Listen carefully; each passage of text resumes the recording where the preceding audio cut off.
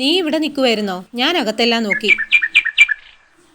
എടാ, നാളെ തൊട്ട് ഞാൻ ജോലിക്ക് പോവുവേ. നീ ജോലിക്ക് പോയി കഴിഞ്ഞാൽ പിന്നെ ഇവിടെ ഇരുന്ന് ആകപ്പാടെ ഞാൻ ബോറടിക്കുക. എടി, ഞാൻ ജോലിക്ക് പോകുന്നില്ലേ, പിന്നെ എന്തിനാ നീ ജോലിക്ക് പോകുന്നേ? നിനക്ക് ഇവിടെ നിന്ന് ബോറടിക്കുവാണെങ്കിൽ ടി വി കാണുവോ, പുസ്തകം വായിക്കുവോ, എല്ലാം എഴുതുവോ ഒക്കെ ചെയ്യാമല്ലേ? പിന്നെ എന്തിനാ നീ ജോലിക്ക് പോകുന്നത്? നീ എന്തൊക്കെ ഈ പറയുന്നേ? ഞാൻ ഇത്രയൊക്കെ പഠിച്ചിട്ട് ഇവിടെ വെറുതെ ഇരിക്കാനോ?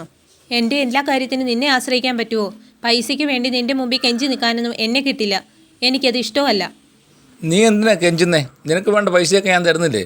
കുറച്ച് നാളോട് കഴിയുമ്പോൾ നമുക്കൊരു കുഞ്ഞൊക്കെ ആവും. അപ്പം ഈ ജോലിയൊക്കെ ഒരു ഭാരമാവും. അതിന് ഒരു കുഞ്ഞാകുമ്പോഴല്ലേ? കുട്ടികളുള്ള എത്രയോ അമ്മമാർ ജോലിക്ക് പോകുന്നു. കുട്ടികളെ ജോലി സ്ഥലങ്ങളിൽ കൊണ്ടുപോയി നോക്കുന്നവരും ഉണ്ട്.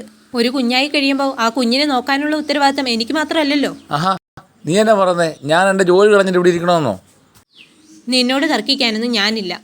നാളെ തൊട്ട് ഞാൻ എന്തായാലും ജോലിക്ക് പോകും. അത് നിന്നോടൊന്ന് പറഞ്ഞതേ ഉള്ളൂ. ഞാൻ ഇറങ്ങുവാണേ. എടി, എൻ്റെ ഷർട്ട് എന്തിയടി? അതവിടെ ഇരിപ്പുണ്ട്. എടി, ഇത് അയൺ ചെയ്തിട്ടില്ലല്ലോ. അയൺ ചെയ്തിട്ടില്ല. നീ അങ്ങ് അയൺ ചെയ്തെടുക്ക്. എല്ലാം കൂടി എന്നെ കൊണ്ട് ഒറ്റയ്ക്ക് ചെയ്യാൻ പറ്റുമോ? ഇനി മുതൽ നിന്റെ കാര്യങ്ങൾ നീ തന്നെ ചെയ്യണം. ഓ, നിന്റെ ഒരു ജോലി. ഓ, തല പെരുക്കുന്നു. എങ്ങനെ പൈസ മറിയൂ? സുമേഷിനെ ഒന്ന് വിളിച്ചാലോ?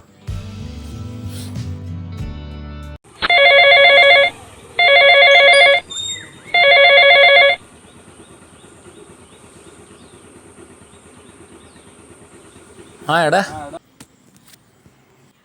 സുമേഷേ, നീ എനിക്കൊരു അത്യാവശ്യമായിട്ട് 30,000 രൂപ മറിക്കാവോ? അർജൻറ്റാ, 2 ദിവസത്തോളം തന്നേക്കടാ. എനിക്കൊരു ഹോസ്പിറ്റൽ കേസ് ഉണ്ടായിരുന്നാ, അതുകൊണ്ട് പൈസ എല്ലാം മറിച്ചു. ഇപ്പം കൈ കാശൊന്നുമില്ല. എടാ, നീ വേറെ ആരോടെങ്കിലും ചോദിക്ക്. ശരിടാ. ഓ, ഇനി എന്ത് ചെയ്യും? നീ ഇവിടെ എന്തെടുക്കുവാ? വാ, ഫുഡ് കഴിക്കാം. എടി, നീ ഇവിടെ ഒന്ന് ഇരുന്നേ. എന്നാ? എടി, എനിക്കൊരു കുറച്ച് പൈസയുടെ ഷോർട്ടേജ് ഉണ്ട്. നീ എനിക്കൊരു 30,000 രൂപ തരാമോ? ആഹാ, അത് കൊള്ളാം. ഞാൻ ജോലിക്ക് പോകുന്നത് നിനക്ക് ഇഷ്ടമല്ല. എൻ്റെ പൈസ വേണം അല്ലേ? എടി, ഉണ്ടെങ്കിൽ താ. ഞാൻ തരാം. എനിക്കിപ്പോൾ ജോലി ഇല്ലായിരുന്നെങ്കിൽ നീ വേറെ ആരുടെയെങ്കിലും മുമ്പിൽ പോയി കൈ നീട്ടേണ്ടി വരില്ലായിരുന്നോ? നീ ഒരു കാര്യം മനസ്സിലാക്കണം. ഇന്നത്തെ കാലത്തെ 2 ആൾക്കും ജോലി വേണം. എന്നാലേ ഒരാൾക്കൊരു പ്രശ്നം ഉണ്ടാവുമ്പോൾ ഒന്ന് സപ്പോർട്ട് ചെയ്യാനെങ്കിലും പറ്റൂ. നീ ഇവിടെ വെറുതെ ഇരുന്ന് ടെൻഷൻ അടിക്കാതെ വാ, വന്ന് ഫുഡ് കഴിക്കേ. പൈസ ഞാൻ ഇപ്പം തന്നെ ട്രാൻസ്ഫർ ചെയ്ത് തരാം. എന്നാ വരുവാ. ഞാൻ ഇറങ്ങുവാണേ. എടി, ഞാനും വരുവാ. സ്ത്രീകൾക്ക് ആദ്യം വേണ്ടത് ഒരു ജോലിയാണ്. അത് ചെറുതോ വലുതോ എന്നതിലല്ല, സ്വന്തം കാലിൽ നിൽക്കാനാവണം.